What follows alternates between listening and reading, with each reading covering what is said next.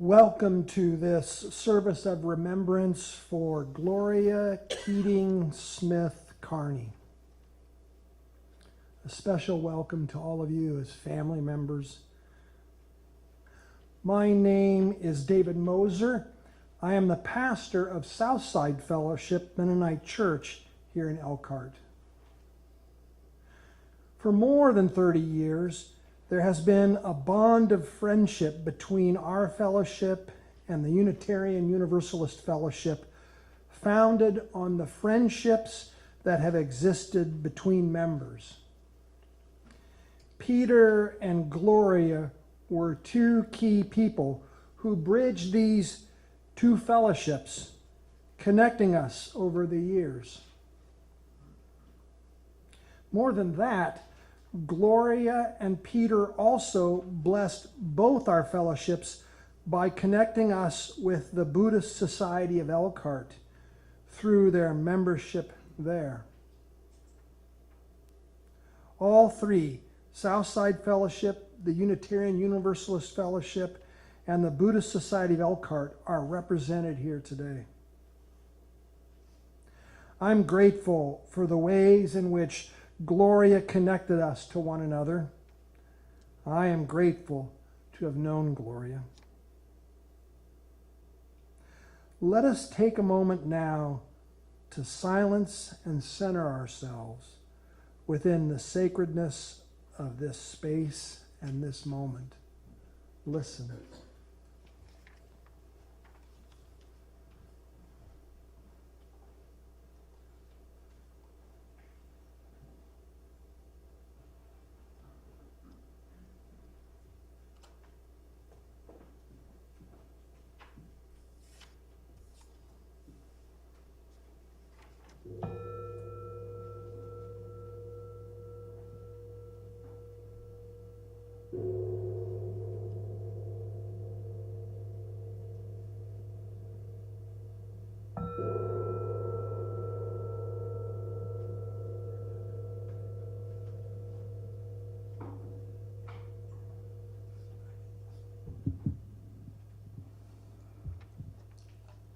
Amitabha.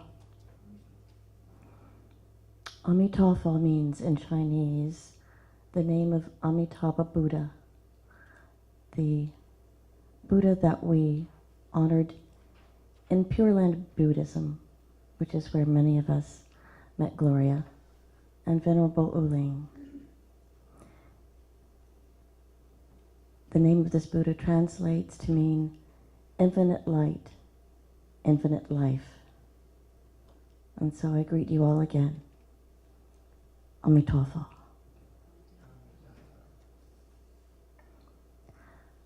Our chalice lighting today is by Christine Robinson.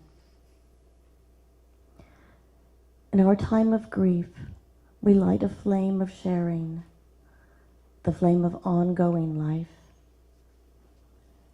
In this time when we search for understanding and serenity in the face of loss, we light this sign of our quest for truth, meaning, and community.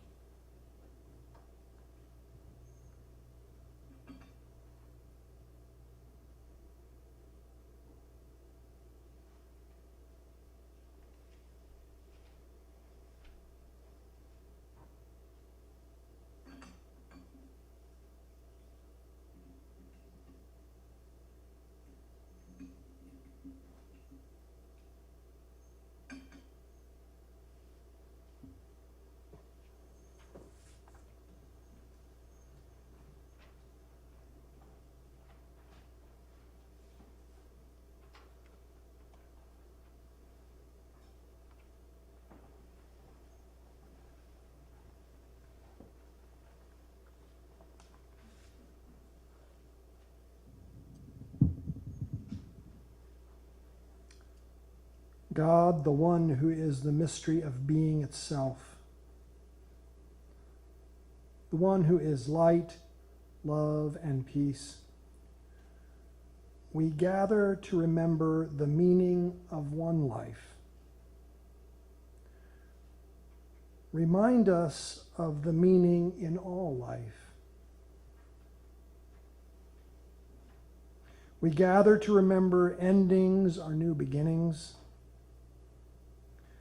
Remind us that new beginnings will never end. We gather to remember. Now we ask, remember us and your beloved Gloria.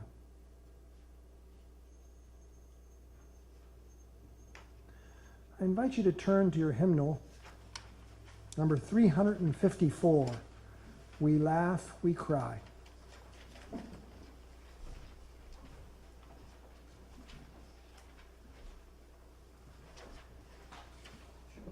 You may remain seated for these hymns, but don't let that inhibit your singing out.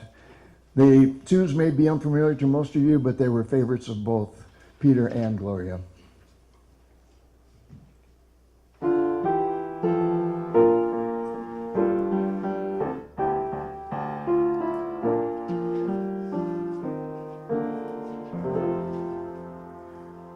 We laugh, we cry, we live, we die, we dance, we sing our song. We need to feel there's something here to which we can belong. We need to feel the freedom just to have some time alone. But most of all, we need close friends we can call our very own. And we believe in life and in the strength of love. And we have found the need to be together. We have our hearts to give. We have our thoughts to receive, and we believe that sharing is an answer. A child is born among us, and we feel a special glow. We see time's endless journey as we watch the baby grow. We thrill to hear imagination freely running wild. We dedicate our minds and hearts to the spirit of this child, and we believe in life and in the strength of love. And we have found the need to be together. And with the grace of age, we share the wonder of youth, and we believe that growing is an answer. Our lives are full of wonder, and our time is very brief. The death of one among us is still in pain and grief. But as we live, so shall we die. And when our lives are done, the memories of them we share with friends, they will linger on. And we believe in life and in the strength of love. And we have found a place to be together. We have the right to grow. We have the gift to believe that peace within our living is an answer. We seek elusive answers to the questions of this life. We seek to put an end to all the waste of human strife. We search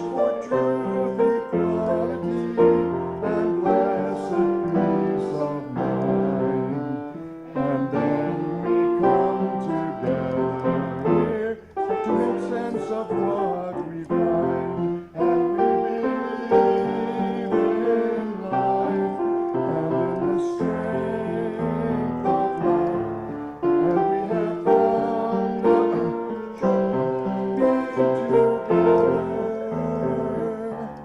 and in our search for peace, may we will finally see, even to question truly is an answer. Thank you.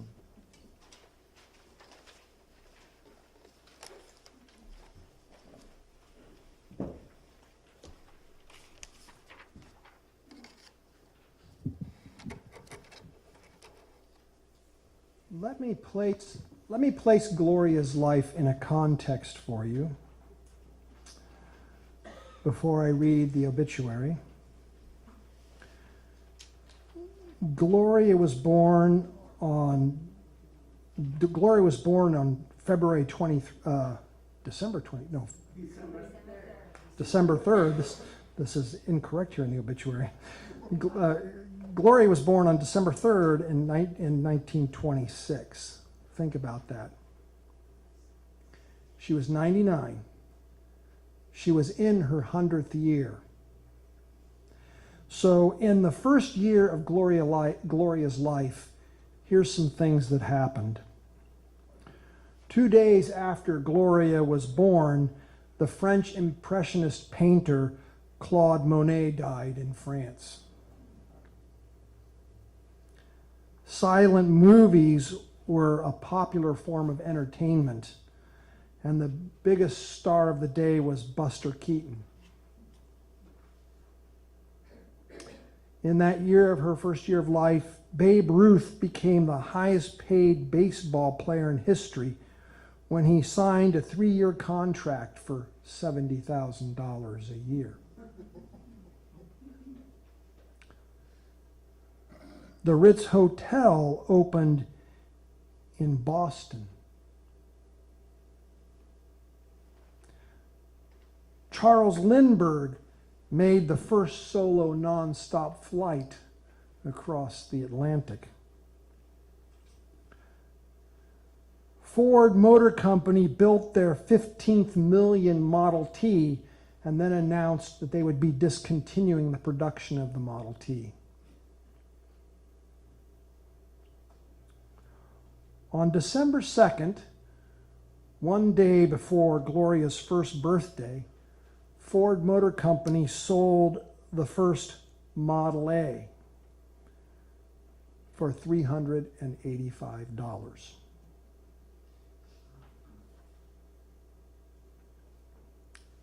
Gloria Smith Carney, 99 of Elkhart, passed away on February 23, 2026.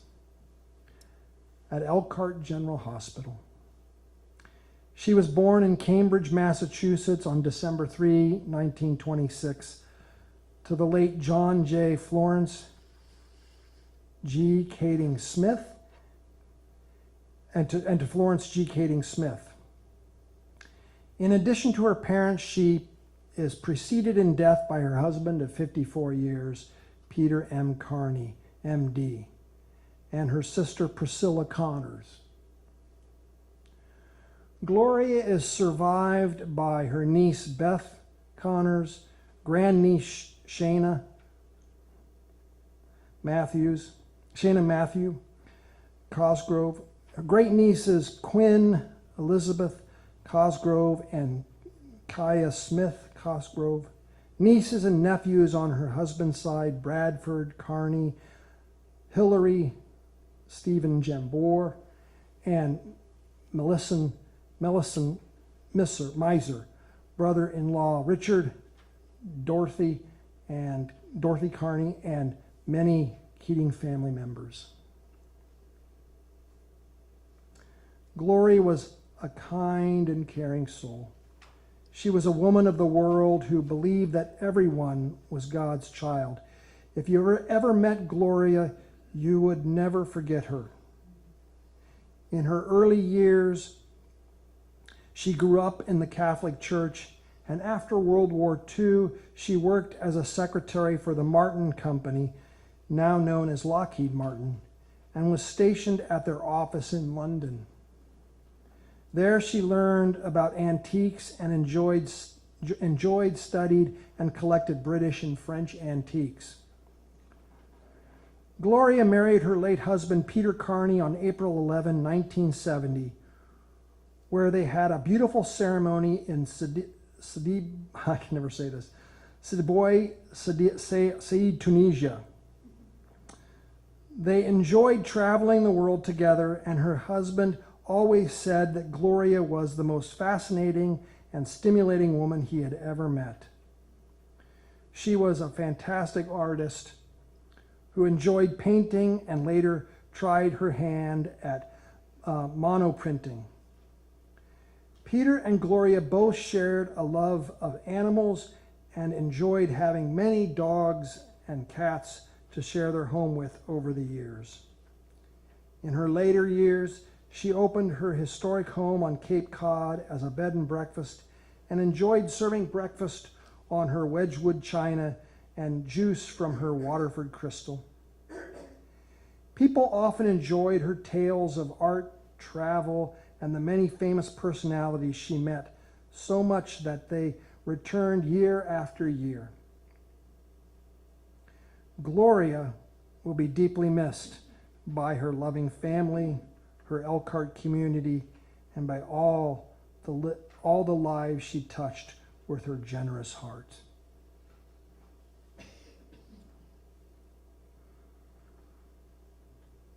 Hear this poem now, At Peace.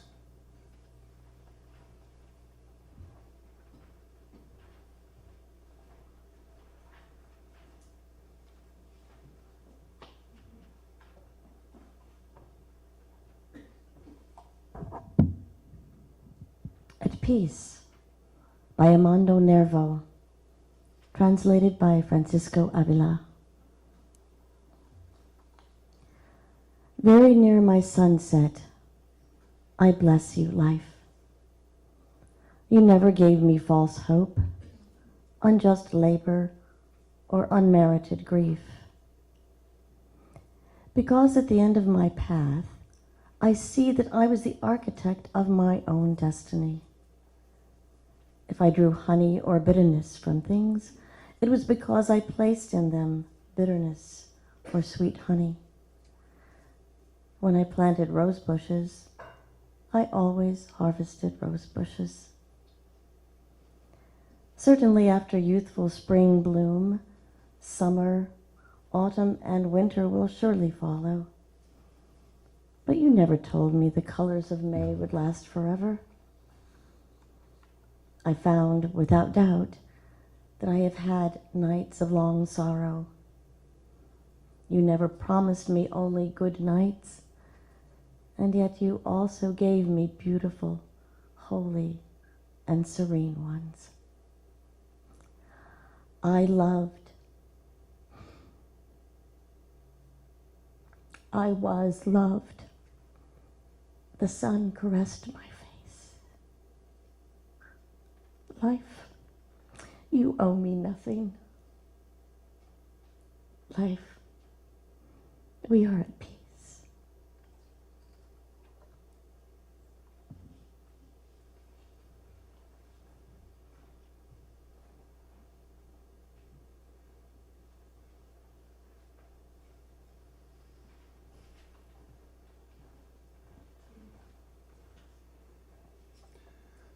I'd like to invite Beth to come up and share a remembrance from Gloria's life.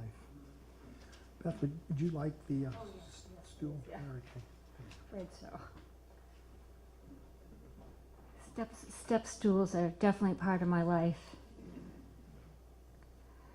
First of all, I want to say thank you for all of you who came today to honor my Aunt Gloria.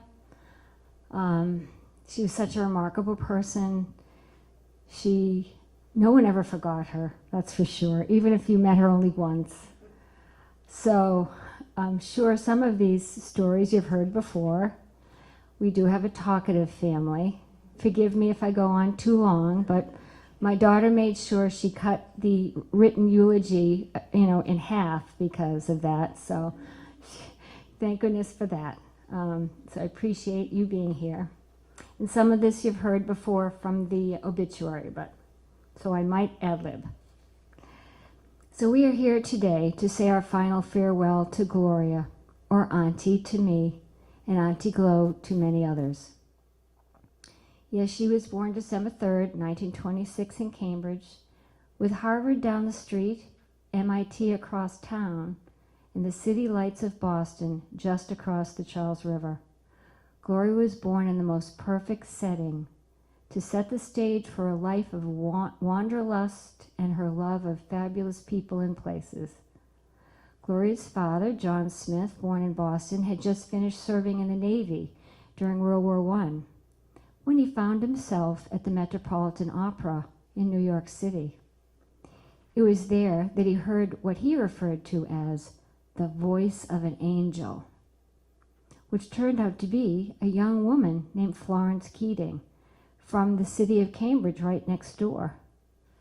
Before long, Jack and Florence fell madly in love, were married, moved back to Cambridge, and a little over a year later had a daughter they named Gloria.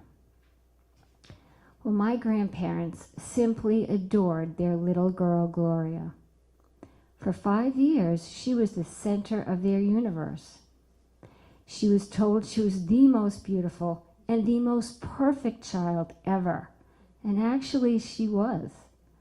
Then my mom showed up. Her baby sister was born 5 years later, and on Christmas Day, baby Priscilla ruined Christmas forever for Gloria. She's talked about it every Christmas to all of us or anyone who would hear her. Those two girls were much more alike than either one would admit, especially when it came to their love of animals. Their father believed that all living creatures deserved to live because they were created by God. He taught all of us to never kill any creature if you can gently capture it and let it go, free. So with summers spent in their cottage by the lake in Westford, Gloria and Priscilla were surrounded by plenty of God's creatures, including field mice, frogs, bats, mosquitoes, ants, hornets, etc. And if you haven't already received a lesson from Gloria on how to capture a hornet in a glass so you can take them outside, I'd be happy to teach you. Except I noticed a few people here today were doing exactly that, so she must have been teaching them here. The love of all animals started very young for both girls. It's rare to see a picture of either one of them without an animal in their arms, usually a dog or a cat, occasionally lambs or goats as well. Their adventures continued each winter when they would travel in a trailer to Florida to visit with their uncles and aunts, bringing their cats and dogs along for the ride. And I'm sure some of you here will remember Gloria packing her car every year and making sure 1 or 2 cats and dogs rode along with her on her long ride from Elkhart to Cape Cod. Besides rescuing stray animals, music and art were shared interests and talents in our family, with Gloria furthering her talents beyond all of us. I'm not sure when she started to paint, honestly, but I remember her painting flowers and designs on furniture at the cottage when I was very young. And eventually, I saw many of her really fabulous portraits. Gloria took whatever she did to the next level of competency. She was such a great student, a student of life. With the International Student Center within walking distance of her house in Cambridge, Gloria loved going there to meet students from all over the world. It was never clear if she volunteered or worked there, but she helped foreign students get acclimated to the city, and they shared stories of their lives in Europe, Asia, and Africa. Every year in May, the Student Center held an international student fair on the grounds, and the students would dress in their native outfits representing their different countries. They sold crafts and art or made foods from their country. One of the pictures that on the loop we have here is Gloria dressed at the fair.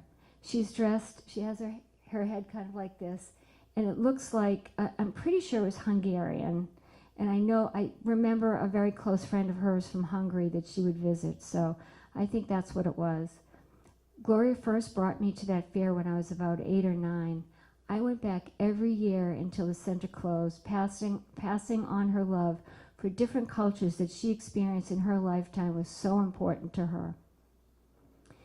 When Gloria turned 18, her father gave her the choice of either an acre of land by the lake in Westford, because he had 6 acres, or $1,000 to travel. Well, we know what she did. She took the money and headed to London, and it was right after World War II. And she traveled on the Queen Mary, by the way, back and forth on the Queen Mary. She got a job at the Martin Company, currently the Lockheed Martin, a U.S. defense company. She was extremely proud of her security clearance that she had to have to work there. You can imagine how exciting that was right after the war, with all those handsome men in and out of the office, many still in uniform, helping to build up England and other countries. She traveled around Europe and was invited to many a prestigious cocktail and dinner party. She met dignitaries from around the world and created lifelong friendships. That decision to take that money, along with her innate talents and ability to converse with kings as easily as servants, made her beloved by all. Living in London at such an early age allowed her to absorb everything British. She loved the gardens and the ivy. Every house she lived in, including the one here in Elkhart, she planted ivy. She learned about English and French antiques and slowly acquired silver and furniture and shipped many of those home to her parents. She learned to cook British foods and how to host a party fit for royalty. She also came home with a very strong British accent that lasted a very long time, depending upon who she was being introduced to. Gloria eventually returned to Boston for good with her beloved Yorkshire Terrier, Zachariah, in tow. From there, she decided to formally study art at Harvard. Even with all her traveling, she stayed very close to her parents. When her father needed her help, she jumped in. He had a dream. His dream was to treasure hunt gold in the waters off of Peru. A Navy friend with no family gave him a map of where a Spanish galleon ship sunk, containing gold coins and gold bars.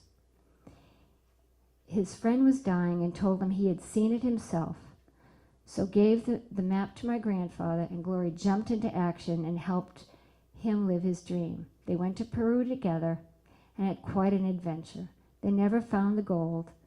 Instead, Gloria returned with ancient Incan pottery and burial cloths and more stories of a foreign land that was so exciting to hear. She realized all this adventure was terrific, but she needed a paying profession, so decided to study real estate, where she set up a very successful office on Beacon Hill in Boston. She got herself a fabulous apartment nearby. Her office hosted many cocktail and dinner parties, one of which stands out to me the most: the Christmas dinner when I was around 5. So she mentioned that British children don't eat with the adults. Okay. And according to Gloria, when they did, they all had perfect manners, no matter how old they were. Okay, not intimidating at all. The table was set like a home magazine cover, because, of course, Gloria always bought the best of everything, and she particularly loved linens. And it was also, the silver was polished, and she cooked a beautiful, beautiful roast goose. My mother was horrified. Roast goose? What? And apparently my manners were not up to snuff at age 5, because after speaking to me a few times about my elbows on the table and instructing me on what a finger bowl was, I must have done something really bad, because she stabbed the back of my hand with her fork. My mother was not particularly happy. We obviously were not invited back very quickly. But that was okay, because that was the young Gloria, And later in life, as we all know, she was kind and patient with all young children, and they all adored her. So now it's 1969. Enter Peter Carney! Exclamation point. Peter went to Gloria's real estate office to rent an apartment, and that was that. He had just finished his neurosurgery residency at Yale University in Connecticut, a rival of Harvard, let's not forget. It was often a fun rivalry between them, especially during football season when Harvard and Yale would play against each other and they would wear opposing hats. Peter and Gloria were married in Tunisia on April 11th, 1970, in the beautiful seaside port of Sidi Bou Said. Back home, we could hardly wait to meet the man who captured, her heart, but more importantly, her interest. Gloria could not be bored, but neither could Peter. They had met their match. Together, they loved to host more cocktail and dinner parties. They traveled to Hawaii and Japan, took a great interest in Japanese art. When Peter left to work in Saudi Arabia, Gloria studied the religion of Islam and took great interest in ancient Islamic art. She even brought back an Arabian desert cat, and I'm not kidding. It was really kind of ugly, this cat, but anyway. Most of you know the rest of the story, moving to Cape Cod where Peter was neurosurgeon on the staff of 3 hospitals, while Gloria bought the original Osterville Library, then a fixer-upper and in need of the TLC that Gloria could provide. She spent years renovating and turning it into a library of her own, a place to display and showcase her most prized and worldly possessions. During those times while Peter was in Arabia, she opened her Cape House in Osterville as a B&B.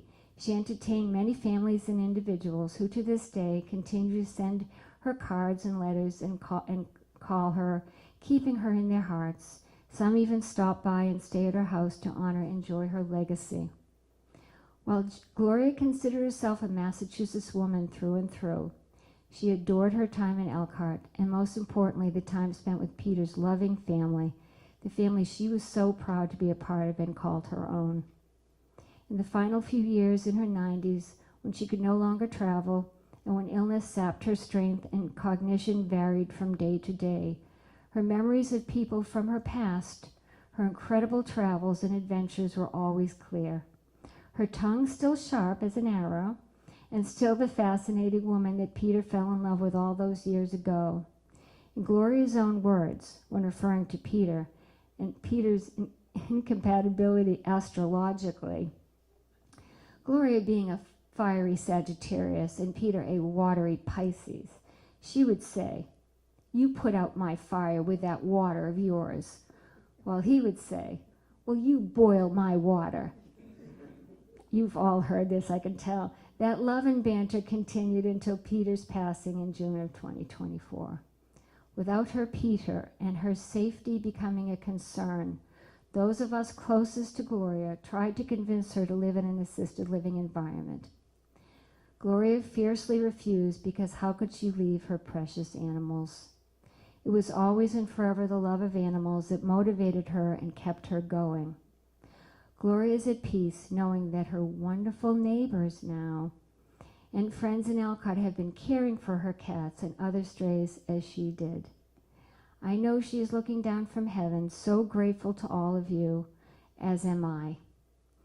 And as Gloria always preferred to have the last word, especially a witty one, I'll leave you with a message that I found yesterday on a magnet in her kitchen. Whoever said money can't buy happiness doesn't know where to shop. Thank you.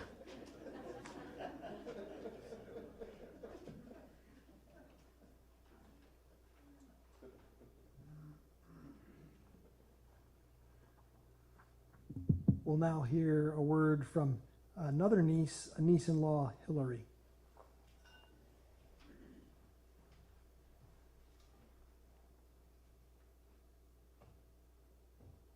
I'll stand down. Hello all, and thank you for coming. So, as it was announced, I'm Aunt Gloria's niece by marriage, and I want to start by thanking Aunt Gloria's many friends and the people of Elkhart who helped her, particularly these past 18 months. Francisco the most. He's a magnanimous human being and has become a dear friend. Nancy and Chris, who went above and beyond. Her neighbors, especially Andrea and Alex. Her friends at this church, including Mary and Jim and others. I want to touch upon who Aunt Gloria was to me, my family, and all the memories. Aunt Gloria, to know her was to know that she was smart, vibrant, energetic, adventuresome, no better storyteller, and sometimes too much. Kind and loved you more than anything. I always envied her life. She was well-traveled, a talented artist who excelled at printmaking, had the best taste, whether clothing, furniture, or food. A personal favorite of mine as a teenager was when we visited Cape Cod and she would serve oversized cranberry muffins. Nothing we would ever get at our house. Things I remember were the miniature camel made of leather that she gave my sister and I from Tunisia, the Johnny Tremaine book that she gave me when I was 7 or 8, I thought way ahead of my interest, but keeping with Aunt Gloria's.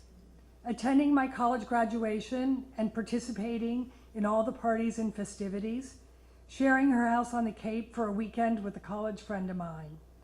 Steve and I staying at her and Uncle Peter's villa in Marbella, Spain for our honeymoon. She arranged for us to meet some of her close friends and attend a cocktail party. She was always about meeting new people and exposure to new things. She wanted you to learn. We have many fond memories of her and Uncle Peter visiting us in Chicago. They came for holidays and long weekends. They knew our 3 kids well. This is how we remember her best, along with her prized dogs and cats. There was no one who loved more. Aunt Gloria will be missed, but her memories and everything she taught us will always be with us. Another thank you to her friends and support here in Elkhart. I will also value my new friendship with her niece, Beth. I have a lot to be thankful for because of Aunt Gloria.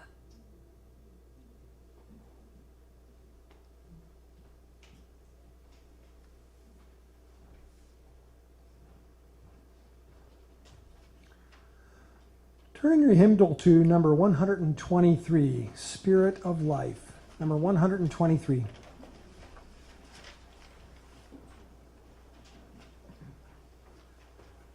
This is short, so let's sing it through twice. And please sing it in a spirit of meditation and gratitude. Thank you.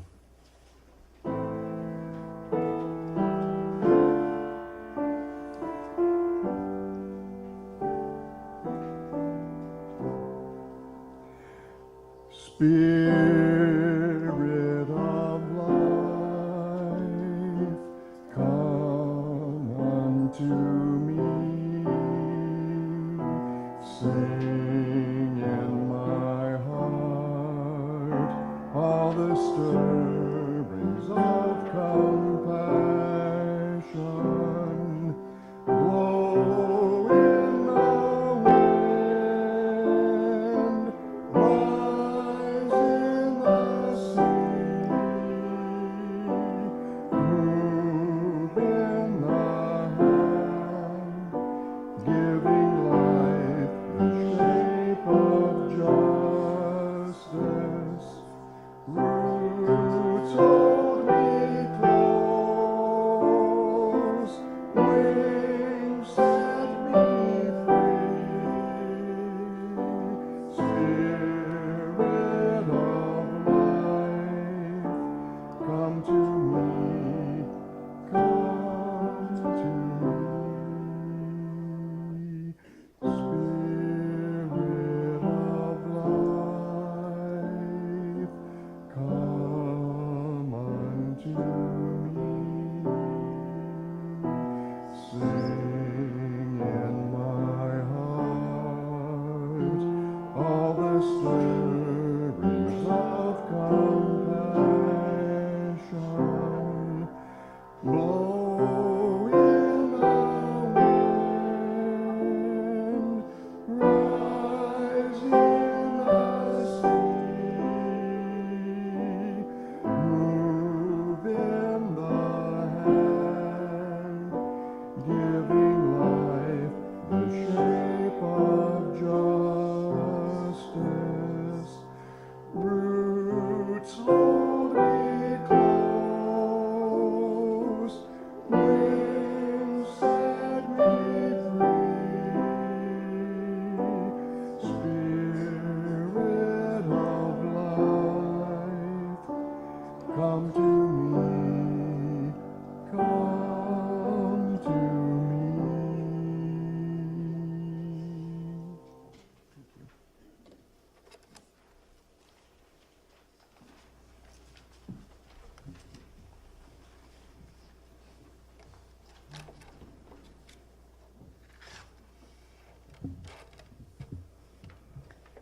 In our Pure Land Sangha, we learned and embraced the following repentance.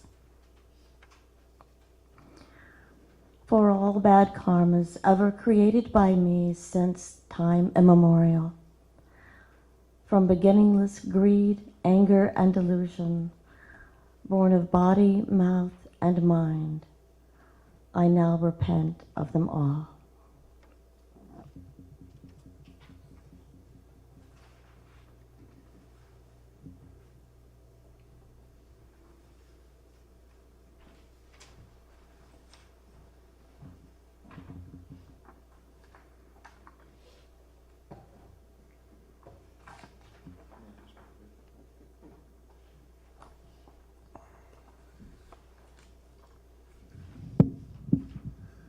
Hear this word from the Gospel of Mark.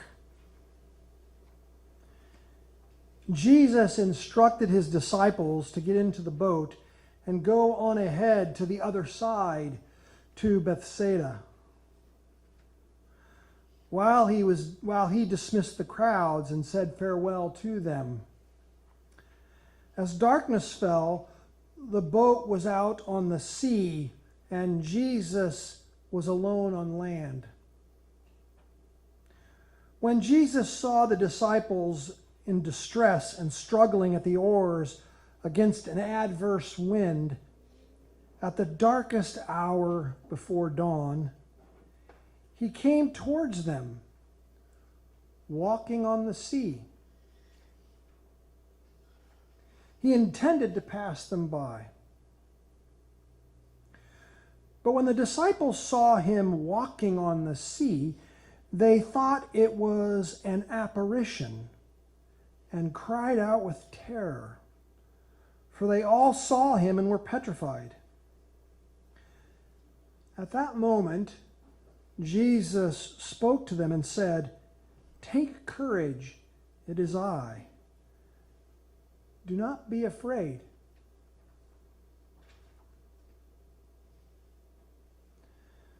This story, Jesus walking on the water, is not likely one you've ever heard at a memorial service.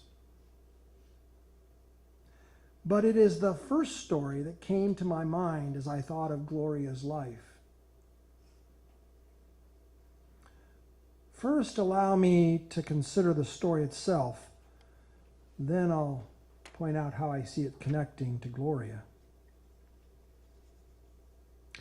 Jesus is ending a long day of teaching and tending crowds of Jewish people, mostly peasants, on the west shore, on the west side of the Sea of Galilee.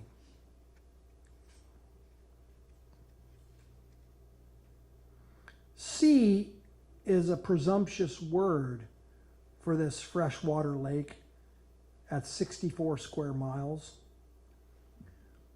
Next to Lake Michigan, it would look like a puddle. But the author has a reason for calling this lake a sea. We'll come back to that in a moment. This is important. The story opens in Jewish territory on the west side of the lake. Jesus and his disciples are among their own people, in their own culture. From the west side of the lake, one can see the east side of the lake. If you ever stood on the shores of the Sea of Galilee, you can look right across. But up to this point in the story, Jesus and his disciples have never been on the other side of the lake to teach or minister there. And for good reason. Why would they go? Why would they go there? They're Jewish. The east side of the lake was Gentile territory. Home to a people avoided by the Jews and often hated as their enemy. Going there was unthinkable. Gentiles were the other. But there is But that is precisely where Jesus is sending the disciples, to the other, to form relationship, to bring healing and peace, to create a new beloved community. It is at this point the sea becomes an active character in the story, trying to prevent the disciples from reaching the other side. In ancient Jewish mythology, the sea is where God pours all the unattainable chaos, all the untamable chaos of the cosmos. Put another way, the sea is the deep well of dukkha. All that is untamed in us, every attachment, desire, and action that carries within it suffering and death. The wind, in Greek here, the word is animos. The wind, animos gives us the word animosity in English. The wind in this story is also alive as a character, a hostile spirit, a force that joins with the sea to prevent the disciples from reaching the other shore. This is a story about how powerful forces align themselves against any effort to cross over, to build healing relationships of peace with an othered people. At the darkest moment, when the disciples are struggling the hardest against the wind and the sea, Jesus comes walking towards them on the water. Here again, there is a deeper meaning in the word. The word to walk in Greek is peripateo here. Literally, it means to walk the circle. Figuratively, it means to walk the circle of life ethically. Buddhism knows this idea of walking in the right way as dharma.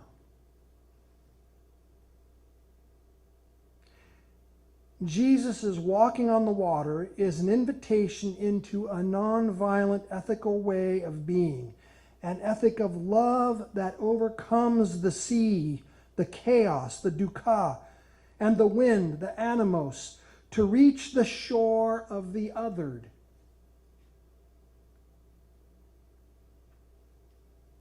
When the disciples see Jesus walking on the water, they cry out in fear. Seeing peripateo, or dharma, in action can be a frightening thing. It reorients our whole understanding of the cosmos. This way of love and nonviolence in practice requires inner spiritual strength and courage. The disciples are shaken and cry out in fear at the implications of this way of walking. Hearing the disciples' cries, Jesus says, "Take courage. It is I. Don't be afraid." The Buddha responds to his disciples' fears in much the same way, actually, when the Buddha says, "You are my own true children, created by Dharma, my spiritual heirs." Or again, as the Buddha says, "Talk on Dharma is given to those who have gone forth." You can only talk about Dharma if you're walking in Dharma.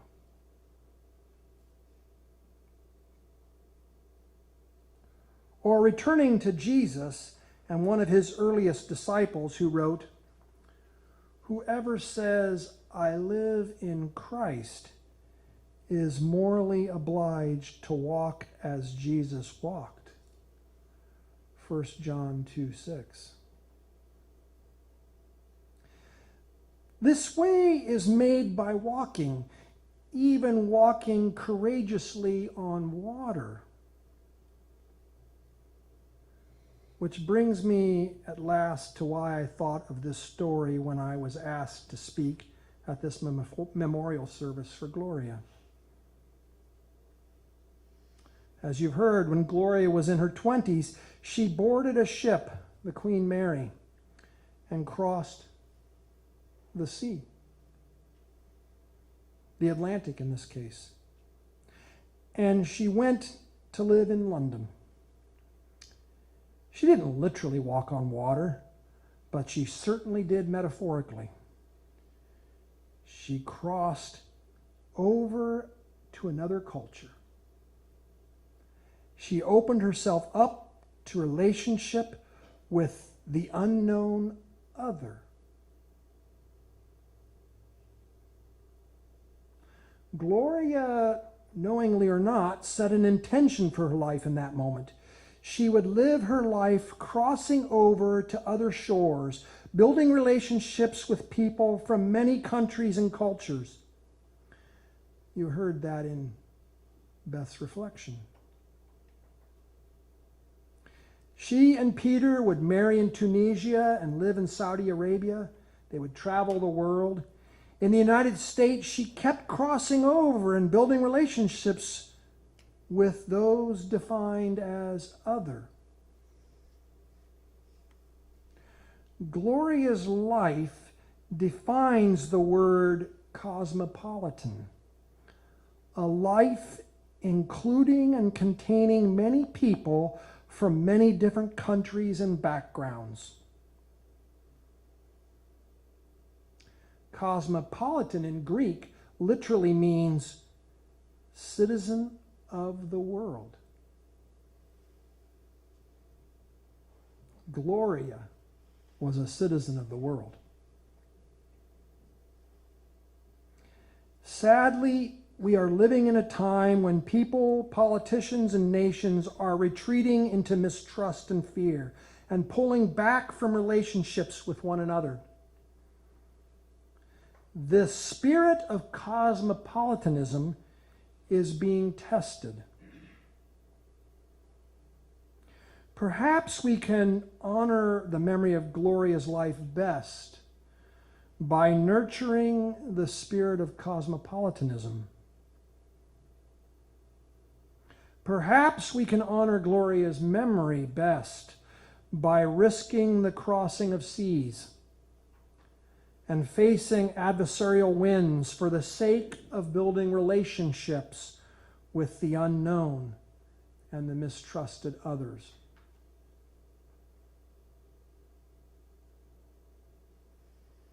Come. I know you can do it. I know you can walk on water just like Gloria. Let's learn how to walk on water together. That is how we will build a land where there is peace.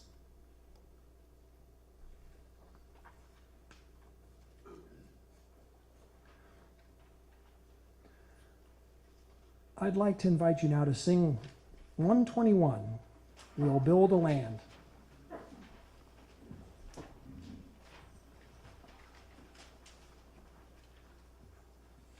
For those of you following the hymnal, we'll be singing 1, 2, and 4 verses, not the third verse.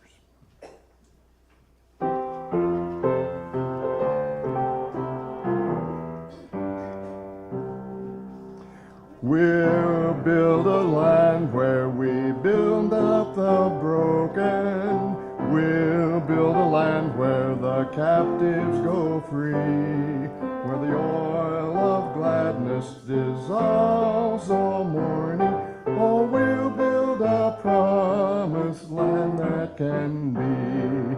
Come, build a land where sisters and brothers, anointed by God, may then create peace, where justice shall roll down like waters, and peace like an ever-flowing stream.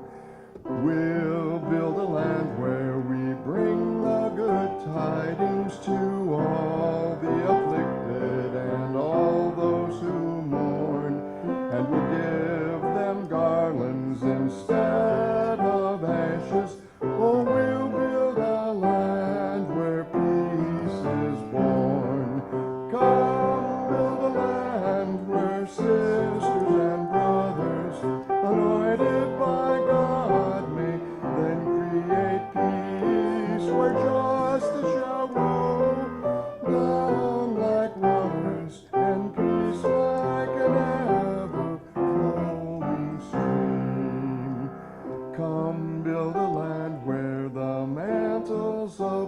praises resound from spirits once faint and once weak.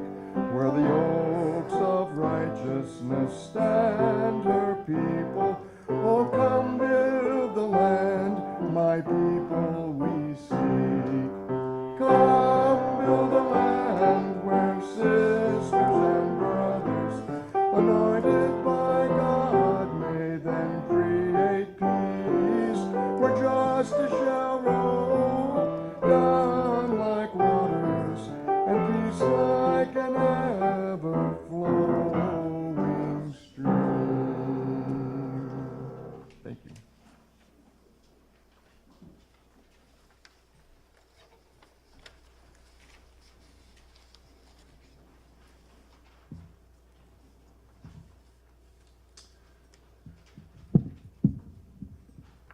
Seeing that the earthly life of our friend and sister Gloria has come to an end, we release her into your care, God. We give her to the light.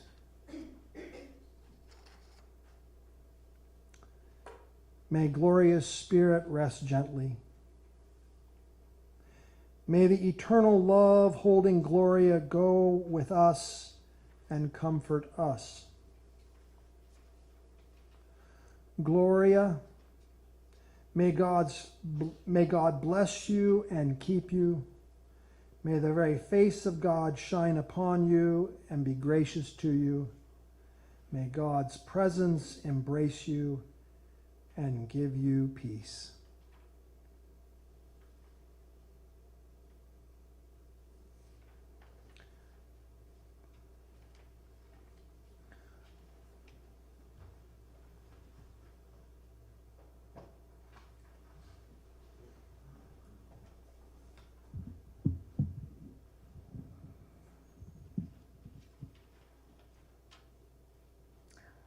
God of our hearts, we have gathered to remember our friend and sister Gloria. Now wrap all of our memories in deep peace. Bring us all into the light everlasting. Amen and Amitabha.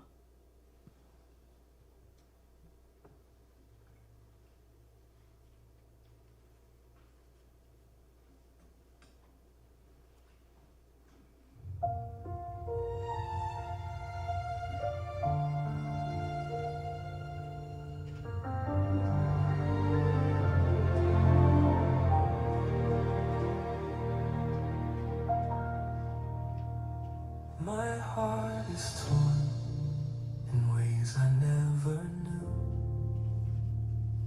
but I'm relieved the storm is over for you. This world was heavy on your chest. You gave your all, you needed rest. Your final breath became your freedom now, and heaven keeps you safely in its arms somehow.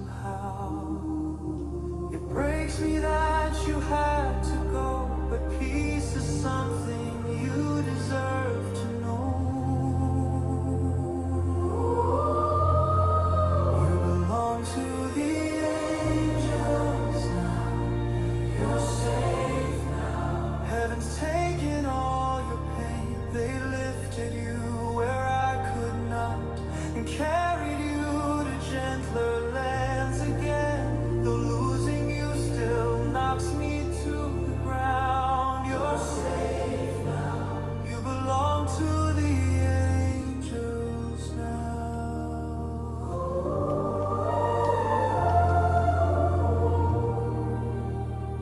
I miss the way you softened every day, but I'm grateful all your hurt has slipped away. Your tired hands can finally rest, your gentle heart can catch its breath. And though the ache still pulls me down, I'm glad your peace is what you found. Your love still guides me through the night. I know you're wrapped in perfect light.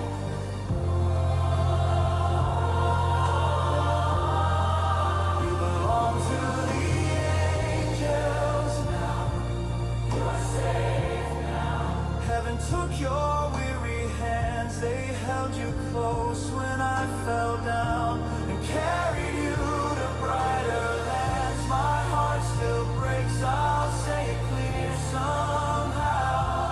You're safe now. You belong to the angels now.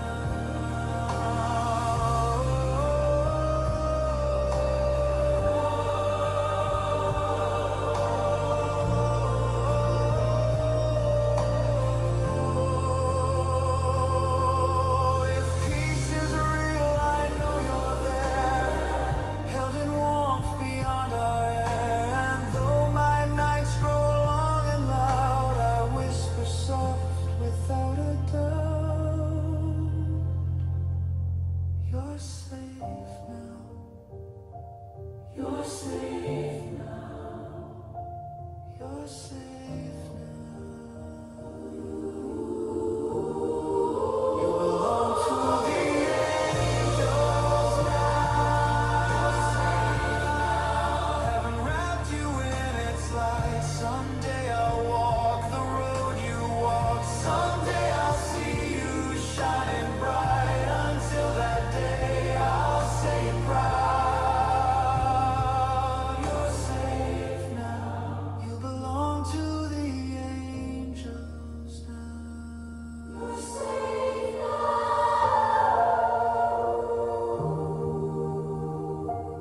You're safe now. Safe.